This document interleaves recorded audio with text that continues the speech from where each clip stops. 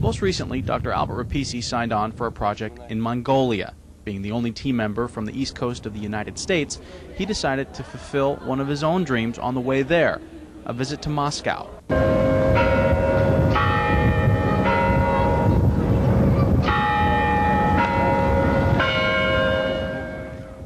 I only had a day because the project began the following day in Mongolia, so I had one day layover in Moscow and packed in as much as I could. And my only disappointment was the Bolshoi was closed.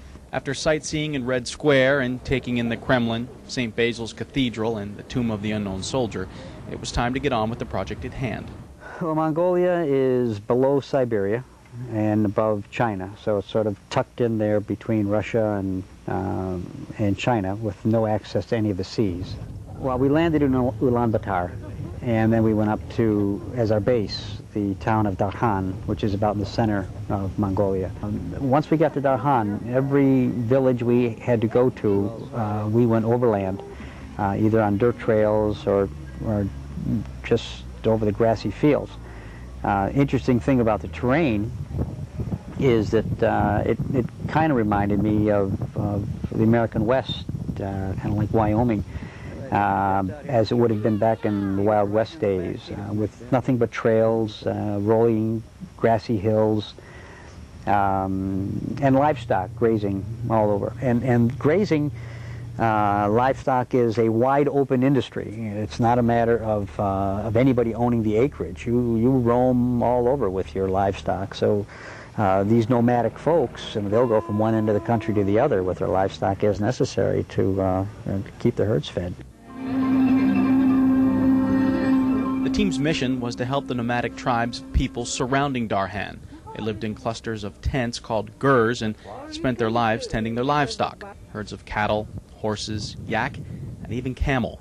If you were to stand on a hilltop and look down in the valley at those circular tents and several of them clustered together, I mean, you'd get this vision of the period of Genghis Khan and the hordes making their way, westward. The team was invited to Mongolia by an organization called Change the World for the Children.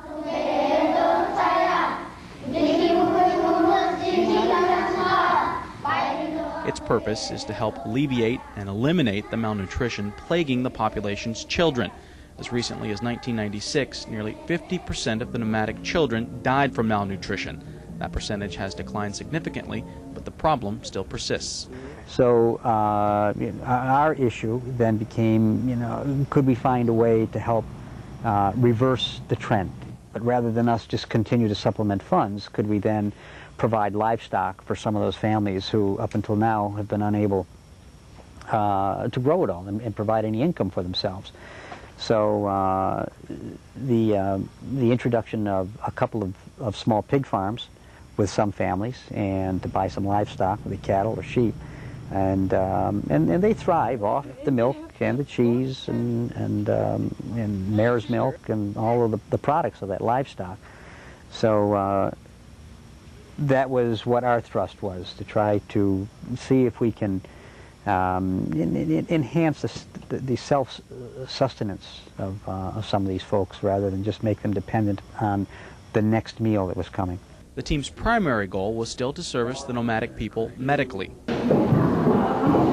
While Dr. Repicci went about his dentistry work, a handful of other physicians were there to care for the nomads' medical needs. Hi, guys. And like other similar projects, the veteran missionary, Dr. Repicci, found himself trying to comfort some of the younger members of his own team, as well as his patients.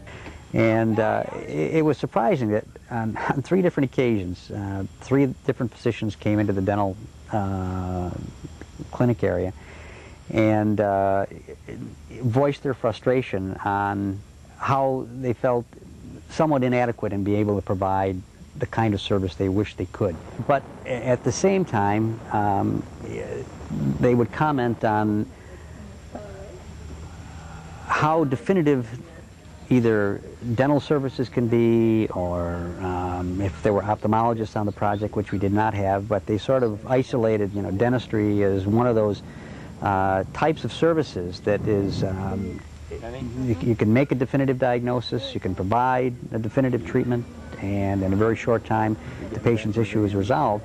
And it was you know, ironic in that there were 3 new physicians on this project, and one by one, each one came through the clinic and said, you know, times like this, I wish I could do dentistry, because at least you can walk away feeling as though you've done a prescribed service for somebody, and we're just kind of shaking our heads over here, hoping that, you know, we're doing some good.